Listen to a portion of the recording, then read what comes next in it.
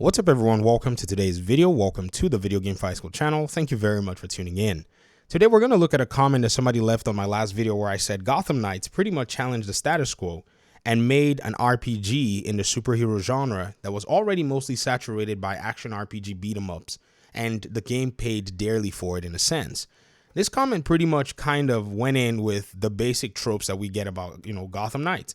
And they made some statements that I thought is very important that we actually, examine carefully. Now, whoever you are, I don't know if you've actually been a member of this channel or you've been an audience member in a sense, but I usually take comments and we analyze and I argue, against positions. So it's nothing against you. I just usually do this as an exercise because, sometimes it's fun and it helps us get to the bottom of things. I'll read this comment to you guys here in the community so you can see. So shout out to Karumu. You said, sorry, but Gotham Knights is crap. It has an awful open world. The characters are boring. None of them play or feel as good as Batman in the Arkham games. Let me read that again. None of them play or feel as good as Batman in the Arkham games. Okay. You have to do the same missions over and over to grind and level up, and it's just terribly boring. Now, here's something with a lot of the gamers that actually did play Gotham Knights. I think the developers made a good game for the wrong audience. They made a game for a younger generation of gamers for the most part, whom are very used to a very different style of game. Not saying it speaks to their expertise of playing video games. That's not what I'm saying. It's just in the superhero genre, a lot of people were expecting that the status quo, the Arkham games, be pretty much the representative standard for what Gotham Knights needs to be. That's basically what we're seeing here with this comment. The commenter already goes on and says, the majority has spoken. It's a rubbish game. Now, this is the one that kind of made me go, where's this majority? That's why it was a commercial failure, why no one wants to pick it up, and why it won't be supported post-launch. The majority agree that the game isn't very good, so get over it. Now, this is where it becomes personal. So basically, it seems like I'm the one fawning over this whole game, like, oh my gosh, woe is me. Gotham Knights isn't this AAA masterpiece bogged down by unfair criticism. It's another NAFF, I don't know what that means, Ubisoft open world game. Now, let's jump in. So this majority that's pretty much being cited here, I don't know who they are because I've been looking for them. And when I go check among people who actually played the game, I find out that this majority that people are talking about are scoring the game high. Like, what kind of majority is this that's saying the game is bad, yet they're giving it a 4 out of 5 on the Xbox store? I don't see this majority. If we go to the Steam store, you see that the reviews overall are 69%. It was about a 70%. As new players started to come in, there are different mixed feelings. 48% of the reviews are saying that they're positive. When you even open the reviews, a lot of them are performance-based reviews for the most part.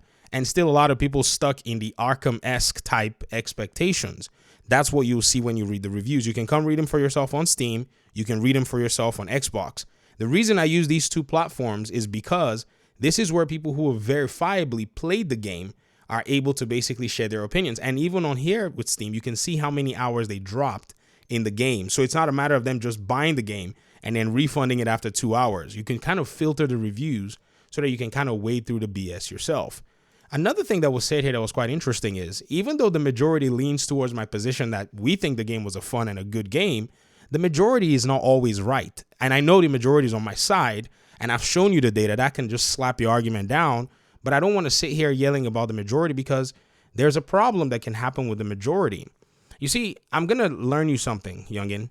There is a majority, system that was in play years ago.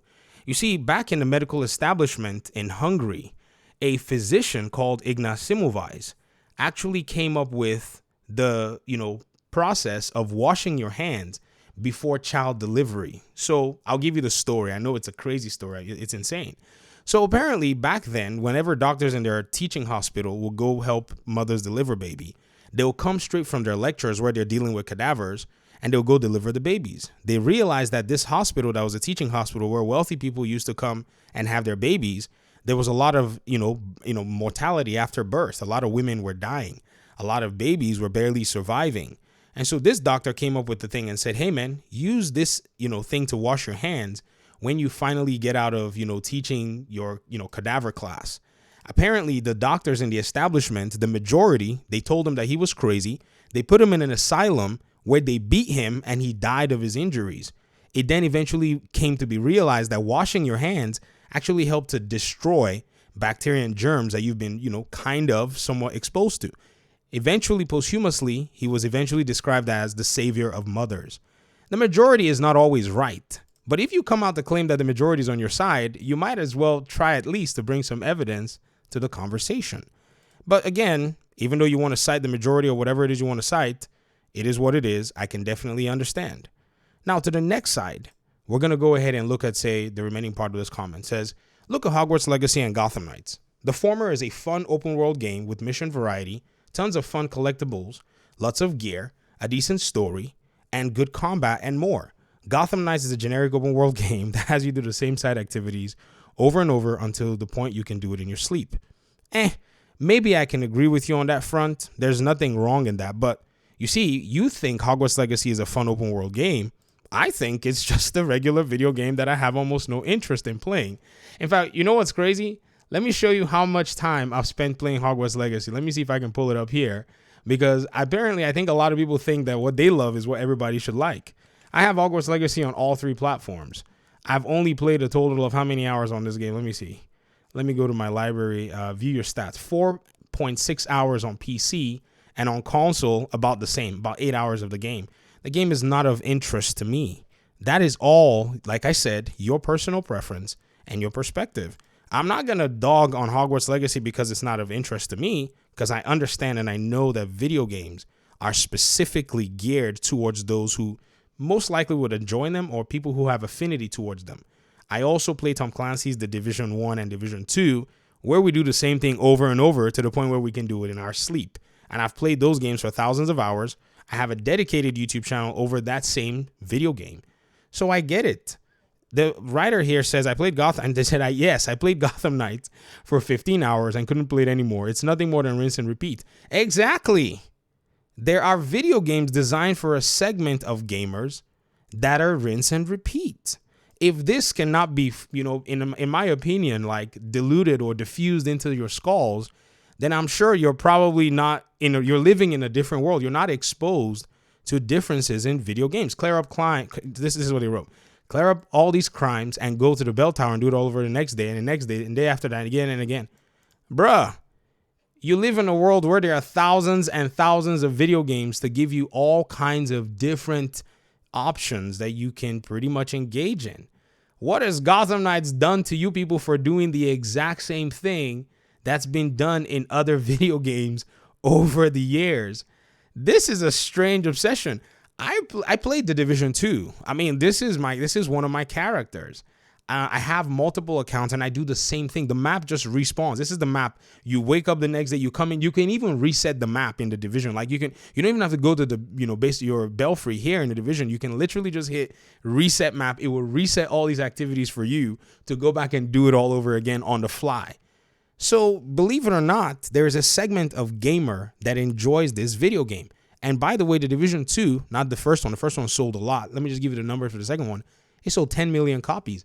In fact, overall, if you actually go back and try to look at, what games like these have enjoyed, they are just for the kind of gamer that prefers to just run and do similar aspects of games over and over again. So you're not unique in thinking that Gotham Knights is a bad game because it does all these things.